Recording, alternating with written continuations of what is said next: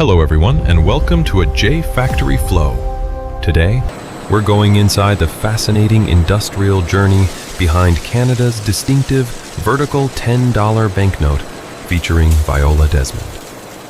From specialized polymer material and precision printing to advanced inspection, cutting, counting, and secure packaging, every stage demands extraordinary accuracy. Discover the technology, machinery, and quality control systems behind one of Canada's most recognizable modern banknotes, and see how an intricate design moves through a high-security production environment. If you enjoyed this documentary, don't forget to like, share, and subscribe to a J Factory Flow for more incredible factory documentaries from around the world.